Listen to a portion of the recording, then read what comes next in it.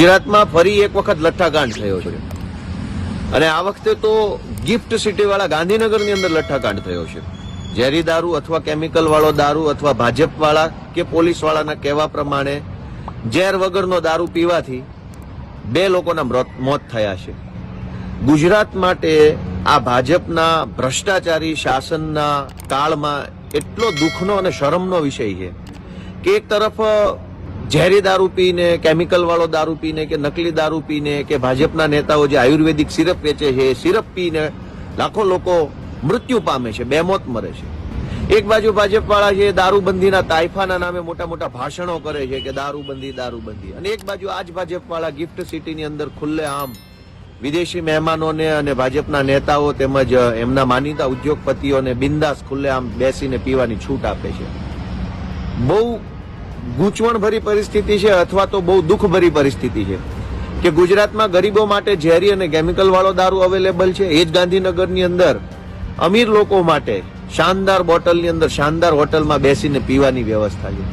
કઈ દિશામાં આ ભાજપ વાળા લઈ જવા માંગે છે ગુજરાતને? એક બાજુ બેમોત મરે છે, એક બાજુ તાઇફાઓ ચાલે છે. મને એમ લાગે છે કે ભાજપ વાળાને શરમ હશે નહીં, કેમ કે શરમ જેવી ચીજ વસ્તુ હોત તો અત્યાર સુધીમાં 1-2 વખત તો આડે આવી હોત.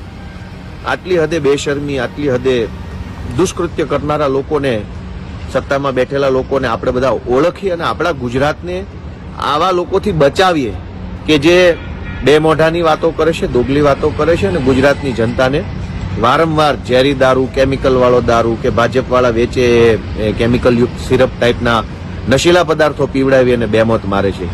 આપણે બધા જાગૃત બનીએ એવી જ અપેક્ષા સાથે, અને હવે તો એવી આશા નથી રહી કેમ કે કોઈ પગલા લેવાશે. જ્યારે લઠ્ઠાકાંડ બને એટલે 2 દિવસ મંત્રી, તંત્રી, સંત્રી, અધિકારી કડક પગલા લેવામાં આવશે, FSL માં રિપોર્ટ મોકલો છે, કોઈને છોડવામાં નહીં આવે, ચમરબંધીને. આ બધી વાતો સાંભળીને હવે થાકી ગયા છીએ. એકની એક બધી ચૂથાઈ ગયેલી, ચવાઈ ગયેલી વાર્તાઓ કરે છે. એટલે આપણને પૂરો વિશ્વાસ છે કે કોઈને ચમરબંધીને પકડવામાં નહીં આવે, કોઈને કઈ કરવામાં નહીં આવે. બધા પાસેથી ભાજપ વાળા થોડું થોડું ચૂંટણી ફંડ લઈ લેશે અને ઘીના ઠામમાં ઘી પાડી દેશે એવી પૂરી વિશ્વાસ, પૂરી શ્રદ્ધા છે. એટલે હવે ન્યાયની માંગણી નથી કરતા કે એવું કઈ અમે વિરોધ પક્ષ તરીકે એવું કહેતા નથી કે ભાઈ હવે તમે કડક કાર્યવાહી કરજો. Thank you.